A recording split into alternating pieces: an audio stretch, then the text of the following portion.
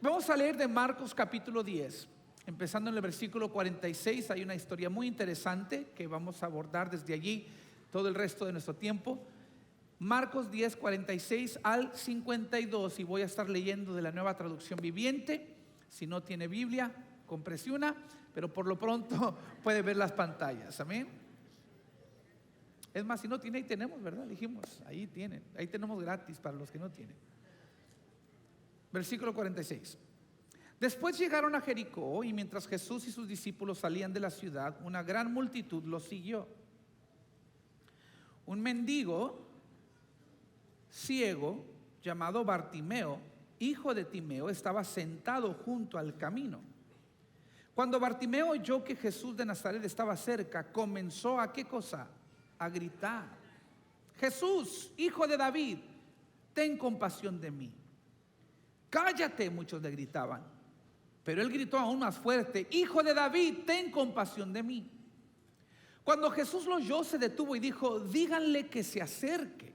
Así que llamaron al ciego. Anímate, le dijeron, vamos, él te llama.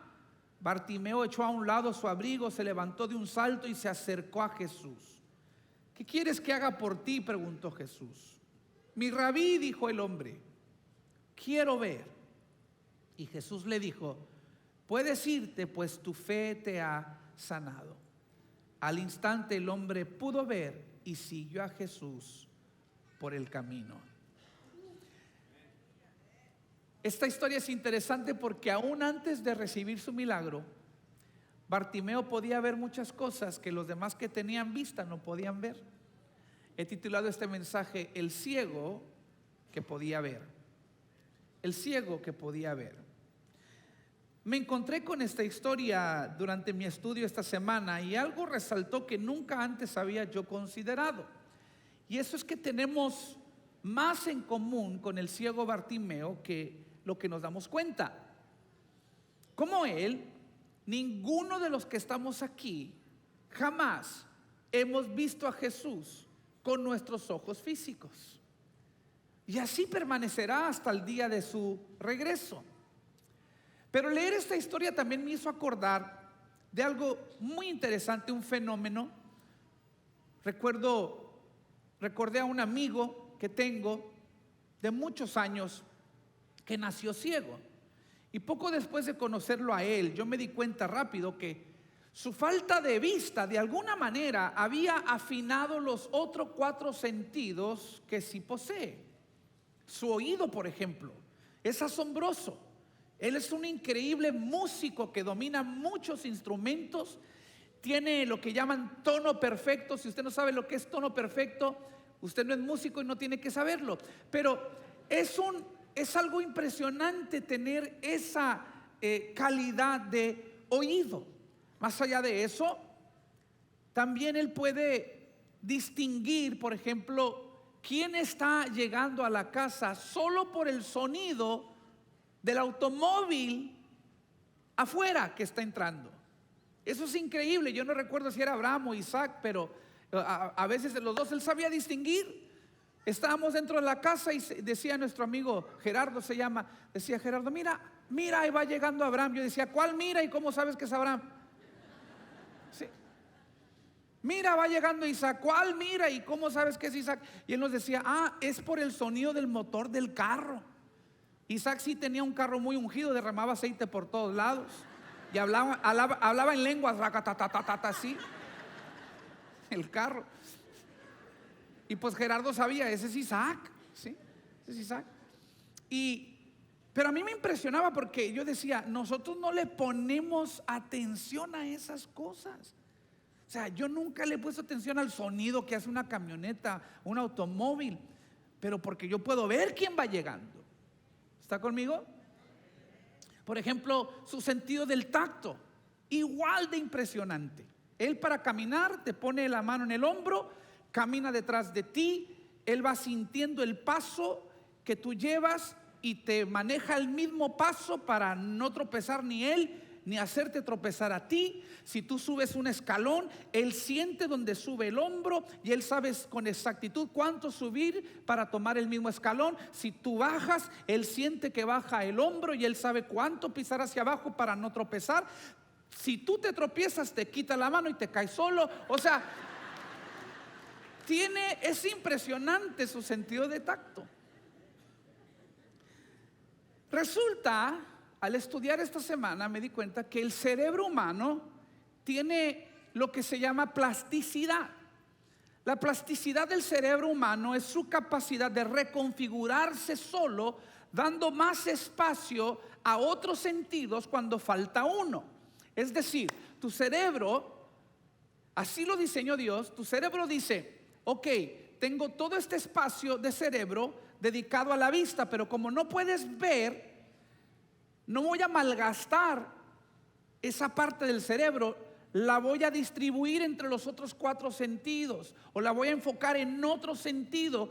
Y entonces esa persona que le falta un sentido a veces llega a tener lo que llaman una super habilidad en otro sentido, porque así es el cerebro humano. Y ciertamente algo similar estaba pasando con Bartimeo, pero lo que me impresiona es que con Bartimeo era en un sentido espiritual. Leemos que Jesús viajaba con sus discípulos, además de una gran multitud, pero de todas las personas en la escena ese día, el ciego era el que tenía mayor claridad espiritual que todos. Y la ironía de mi objetivo esta tarde es que aprendamos de un ciego para ver mejor nosotros. Que aprendamos de un ciego cómo podemos ver a Jesús, cómo podemos ejercitar la fe. Bartimeo nos ayuda a ver, por ejemplo, número 1, hay 4 cosas que quiero destacar. Que la fe viene por el oír. Diga conmigo: la fe viene por oír. Si tú has sido un creyente por más de 2 minutos, esta frase te suena familiar, porque en realidad es un versículo, Romanos 10:17, así que la fe viene por oír, es decir, por oír la buena noticia acerca de Cristo. Todos sabemos que por alguna razón Dios escogió lo que es la insensatez o la debilidad, la ridiculez, dice una versión moderna, de la predicación para hacer llegar el evangelio. Él escogió la Biblia, su palabra, para revelarse al ser humano. Y sabemos que al oír la palabra, nosotros somos activados en la fe. También dice 2 de Corintios 5:7, otro versículo conocido de los creyentes: vivimos por fe y no por ¿qué? Por vista. Y mucho antes de que estos 2 versículos fundamentales al cristiano fueran escritos, estaban personificados en Bartimeo. Literalmente Bartimeo no podía ver, pero podía ver por la fe. Podía vivir por la fe. Él nunca había visto con sus ojos físicos a Jesús, pero sí había escuchado acerca de Jesús. Y gracias a Dios que la fe viene no por la vista, sino por el oír. Y cuando hablamos de que la fe viene por oír, no es simplemente recibir sonidos en tu oído. Oír significa algo más. Se refiere a recibir o aceptar un informe. La naturaleza del evangelio es un informe. El informe de que Dios está salvando a las personas de la ira que se merecen. El mensaje es que Cristo murió por nuestros pecados y que fue sepultado y que resucitó al tercer día según las escrituras, y que lo hizo todo por pagar nuestra deuda y dejarnos libre y para quitar la sentencia de la muerte. Y si tú aceptas ese informe y confías en esa verdad, serás salvo eternamente. La fe viene por oír. Recuerdo estar sentado en una ocasión al lado de un ateo en un avión, y toda su razón en lo que conversábamos, toda su razón por negar la existencia de Dios era esta. Él decía: es que yo necesito verlo para creer. Necesito ver para creer. Si Dios es real, ¿por qué no se muestra a sí mismo? Quizás muchos tienen esa misma pregunta y te la voy a responder. La respuesta fácil es: porque Dios, como gobernante del universo, elige no mostrarse. Puede que no sepamos todas las razones de Dios, para no revelarse visiblemente, pero de ninguna manera eso prueba que Él no existe. Ese día yo le dije a mi nuevo amigo en aquel avión, le dije: amigo, pero si Dios es real, ¿te debe algo? Dijo: no, al contrario, le debo yo todo.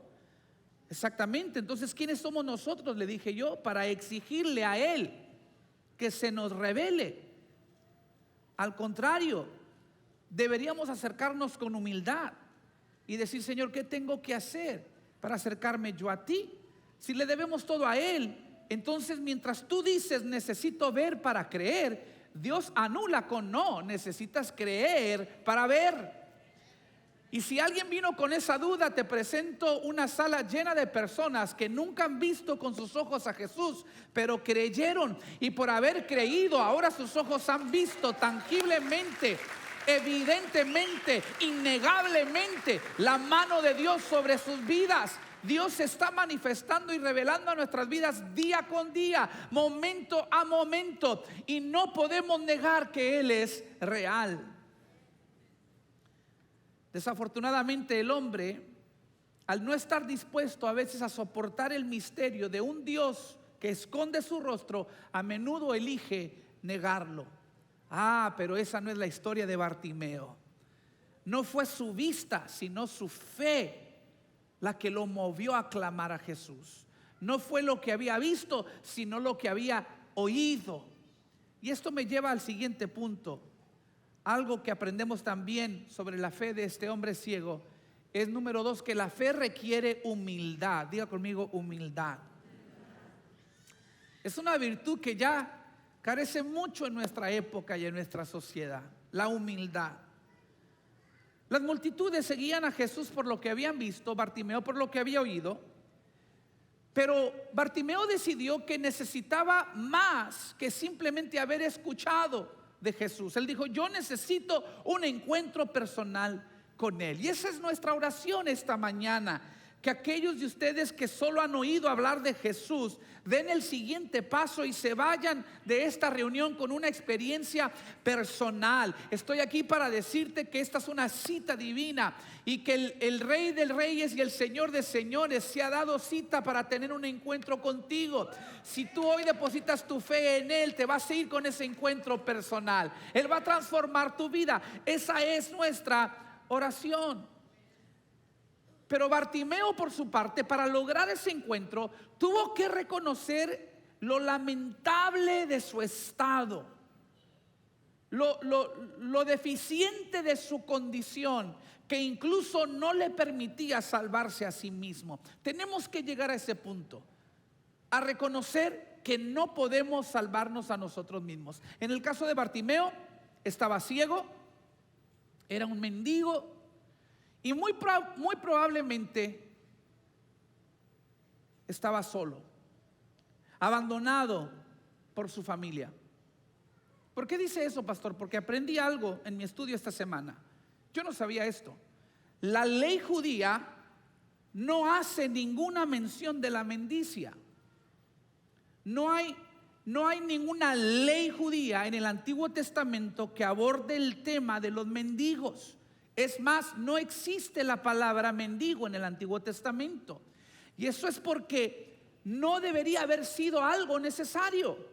Si las familias y la gente cuidara de sus parientes necesitados como mandaba la ley, nadie tendría que mendigar. Entonces, si Bartimeo está mendigando, lo vemos en otro de los evangelios. Aquí dice que estaba sentado junto al camino, pero otro de los evangelios nos dice que estaba mendigando. Es porque probablemente su familia lo había descartado, lo había abandonado. Entonces imagínese esta escena: le falla la vista, le ha fallado su familia, le ha fallado la sociedad, y el mendigar solamente está satisfaciendo sus necesidades superficiales, pero no la causa raíz de su pobreza y de su miseria, que era su ceguera. Entonces Bartimeo sabía que él necesitaba un cambio fundamental. Él no necesitaba una curita, él no necesitaba algo provisional, él necesitaba un cambio fundamental, una transformación fundamental. Y eso lo llevó a ejercitar su fe, Porque la fe es tener confianza en lo que no podemos ver, en parte porque tenemos que reconocer humildemente que lo que sí podemos ver ha sido insuficiente. Tú puedes ver tu dinero, pero tu dinero no te salva. Tú puedes ver tu casa y tus posesiones, pero tus posesiones no te salvan. Tú puedes ver tu posgrado y tu certificado y tu diploma y tu carrera, pero esas cosas no te perdonan los pecados. Eso no legisla el corazón. Las cosas que no se ven, dice Pablo, no pongas la mirada en las cosas que se ven, sino en las que no se ven, porque las que no se ven son eternas. ¿Está conmigo?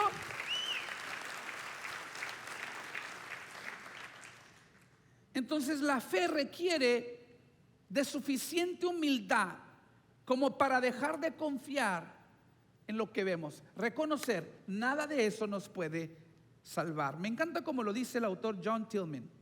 La humildad es precursora de la fe, porque la fe es confianza fuera de nosotros mismos.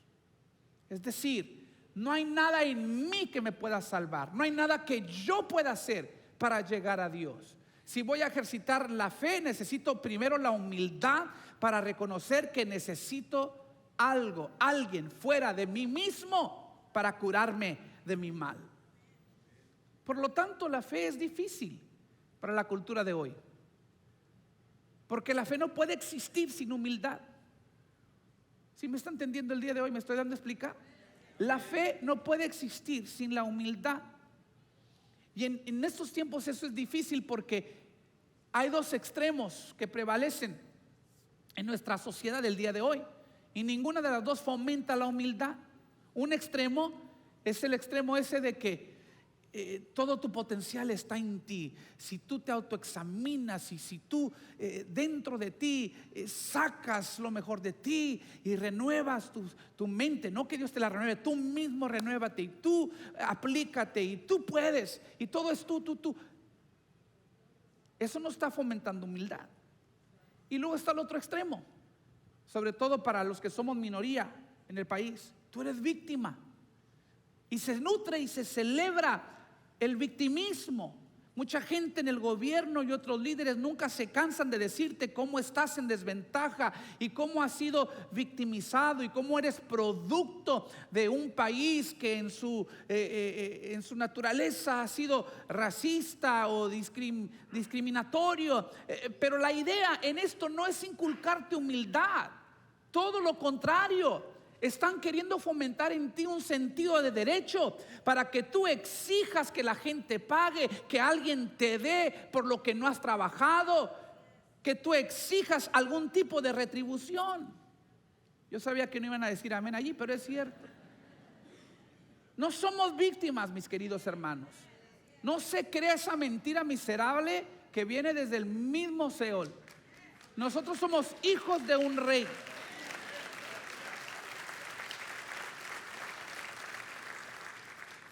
Y es más, cuando piensas en Jesús, Jesús no vino exigiendo.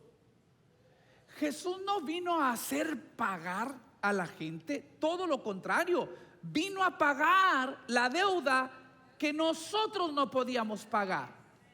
Y para pagar nuestra deuda, dice la Biblia, tuvo que humillarse.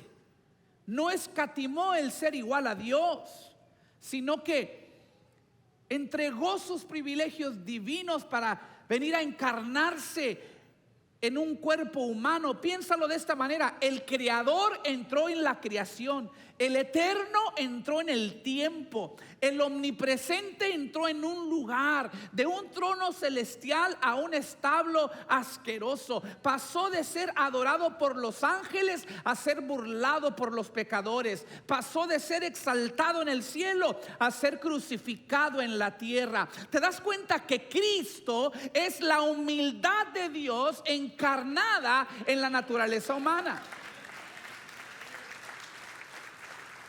Entonces, checa, si Cristo para venir a nosotros se tuvo que humillar, ahora el que se acerque a Él también se tiene que humillar.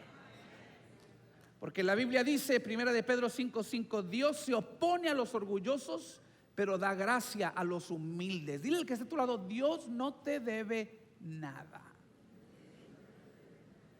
No, pero dígalo con taco como yo lo hice. Dígale, Dios no te debe absolutamente nada. Todo se lo debemos nosotros a Él.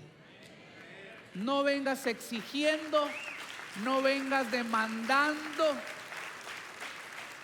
Ven con un corazón humilde. Humíllate bajo la poderosa mano de Dios.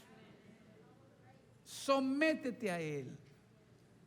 Resiste al diablo y de vosotros huirá. Eso es exactamente lo que vemos en Bartimeo. Sin demandas, sin exigencias, sin derechos, solo una fe humilde. Hijo de David, ten misericordia de mí. Número 3, el ciego que podía ver nos enseña que la fe no puede ser tímida. La fe no puede ser tímida. Versículo 48, cállate, muchos le gritaban, pero él gritó aún más fuerte, Hijo de David, ten compasión de mí. Me encanta que lo callaron y este gritó más fuerte para que se les quite. Pero además de esas voces fuertes externas que pretendían callarlo, probablemente, me imagino, había una pequeña voz interna que también le decía a Bartimeo, cállate, estás haciendo el ridículo. Cállate, Jesús no tiene tiempo para ti. Cállate, tú eres indigno. Cállate, no te lo mereces. Has sido ciego toda tu vida y seguirás siendo ciego toda tu vida. Conoce tu lugar y cállate. Quizás la voz interna era aún más fuerte. Pero gracias a Dios que Bartimeo no dio cabida a esas voces. Y él se dio cuenta que él tenía un solo recurso aquella tarde. Si su vida iba a cambiar siendo ciego, él no podía caminar ágilmente entre la multitud buscando a Jesús. Él sabía que su única esperanza era su voz. Él dijo, no puedo ver, pero ¿cómo puedo gritar? Y si algo me va a salvar la vida, si algo me va a conseguir un encuentro con Jesús, es mi voz. Y entonces Bartimeo no dejó que lo intimidaran, no permitió que lo silenciaran. Y te digo algo, iglesia, nosotros tampoco lo deberíamos permitir. Por eso te ofrecemos cada domingo en Vital la oportunidad de venir a practicar. ¿Cómo, pastor? Sí. Muchas personas entran a nuestros servicios y se preguntan ¿por qué las reuniones aquí en Vital son tan ruidosas? ¿Por qué toca la banda? ¿Por qué la gente canta y aplaude y llora y levanta las manos? ¿Por qué le contestan al predicador? ¿Por qué lloran en el altar? Te voy a decir por qué. Porque si no elevas tu voz aquí, si no clamas a Dios aquí en el salero, no vas a hacerlo allá afuera. Si tú no cantas aquí, si tú no adoras aquí, si tú no levantas tu voz aquí, menos lo vas a hacer allá afuera en el mundo. Si no puedes adorar audiblemente aquí, no lo harás allá. El mundo está tratando de censurarnos. La cultura nos quiere cancelar, nos quieren silenciar. Cuando nos oponemos a la locura moral en nuestro país, somos etiquetados como intolerantes y extremistas. Y lo triste es que muchos creyentes se han acobardado y le han bajado el volumen a su testimonio, han bajado la voz, se niegan a poner y a hablar verdades, y al tratar de no ofender a la gente han ofendido a Dios. De hecho, los seguidores más cercanos de Jesús también eran parte del montón que le decían a Bartimeo, cállate. Pero en cambio Bartimeo nos enseña que una fe que va tras de Dios no puede, nunca será de ninguna manera, ni ahora, ni nunca puede ser intimidada. No puede ser tímida tu fe. Si hay otros que se visten de orgullo y marchan y desfilan y no temen esconder y y promover y celebrar su estilo de vida y moral, cuánto más nosotros que somos la justicia de Cristo, cuánto más nosotros que somos el remanente de Dios, cuánto más nosotros que somos la iglesia. Tenemos que subirle el volumen a nuestro testimonio. Que nos toleren ellos a nosotros también. Hablan de tolerancia en su punto nada más.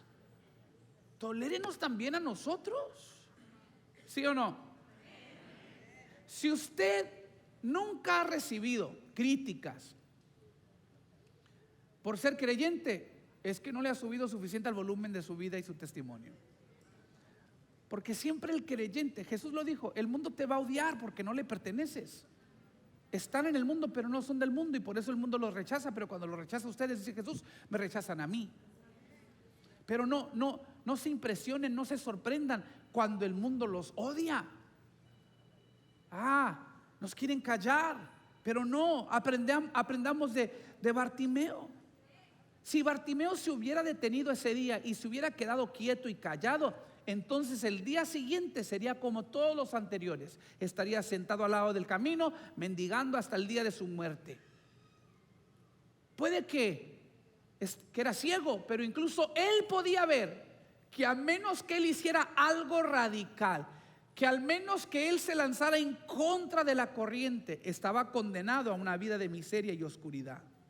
Y él decidió ese día que no podía permitirse el lujo de ser intimidado. Se negó a permanecer en silencio, ignoró las amenazas. Su única esperanza estaba en su grito. ¿Sabe por qué? Porque él no podía llegar a Jesús.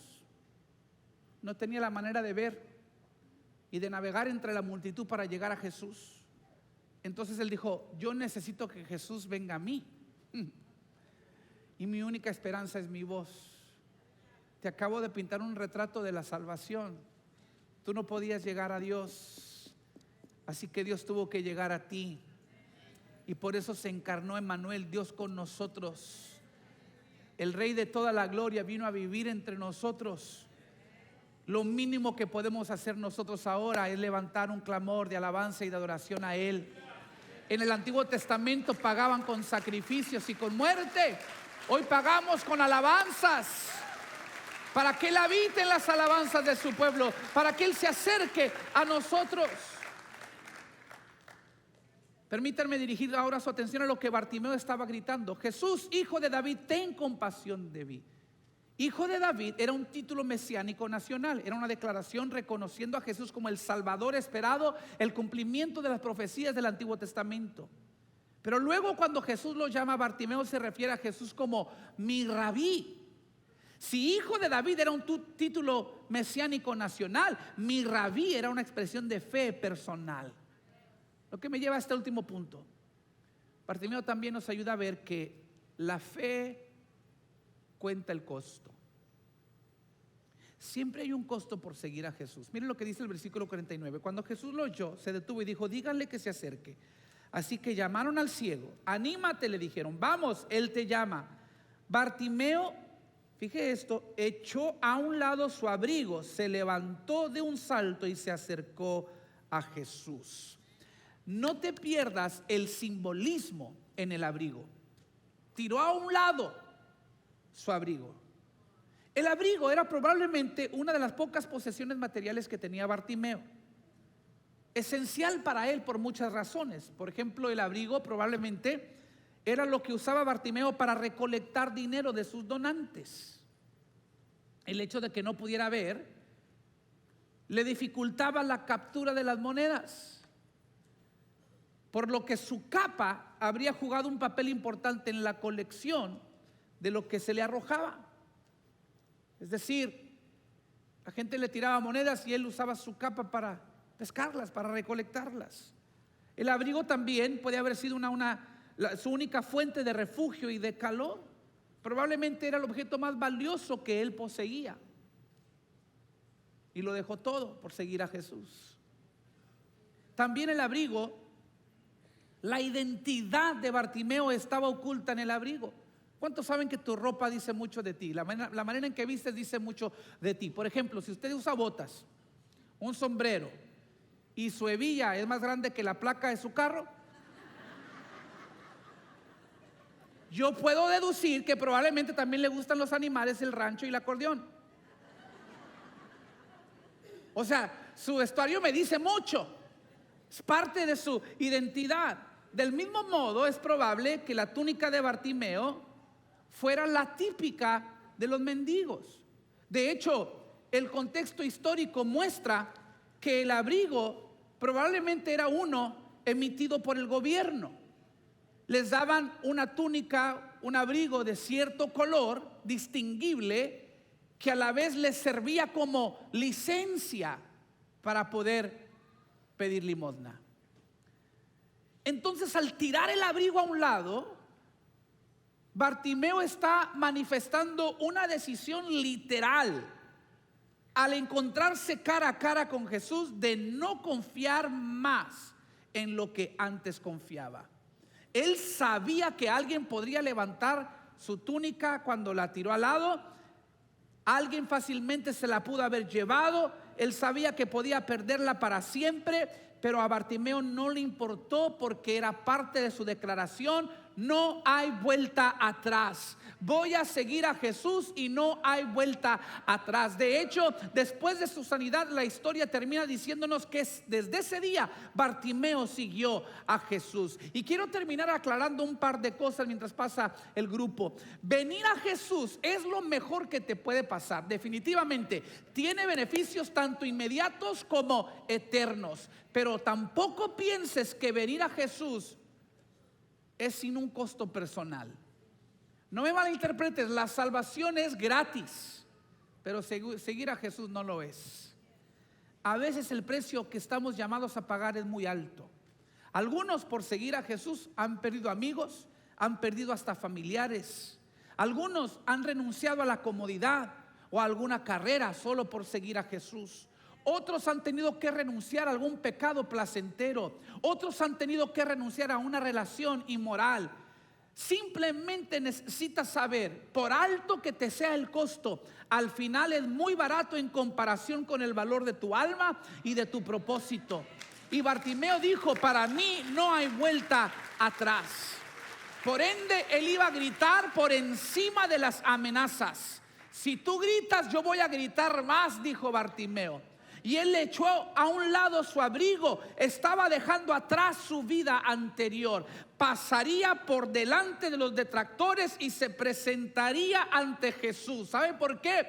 Porque ninguno de los que estaban allí jamás habían podido hacer algo por él. Ninguno de ellos había sanado su enfermedad.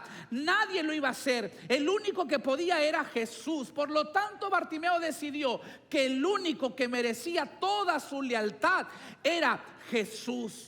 Y así tú también, que te importe poco lo que piense Twitter o TikTok de ti, que te importe poco lo que piensen tus amigos de ti. ¿A quién le importa lo que un partido político piensa de ti? ¿A quién le importa lo que la gente piensa de ti? ¿A quién le importa lo que la persona que está a tu lado piensa de ti? La gente a veces no quiere cantar, no quiere clamar, no quiere pasar, porque ¿qué van a decir los que están a mi lado? Ninguno de ellos dio la vida por ti. Ninguno de ellos te borró los pecados. Ninguno de ellos murió y resucitó para que tú tengas vida eterna. Ninguno de ellos te abrió los ojos. Ninguno de ellos transformó tu vida. Niégate a dejarte intimidar. La fe no puede ser tímida. Grita aún más. Cuando el mundo te dice cállate, tú grita: Jesús, Hijo de David, ten compasión de mí. Jesús, tú eres el Salvador, mi Rabí, mi Salvador, mi Dios, y no lo voy a callar, porque eres milagroso, abres camino, cumples promesas, luz en tinieblas.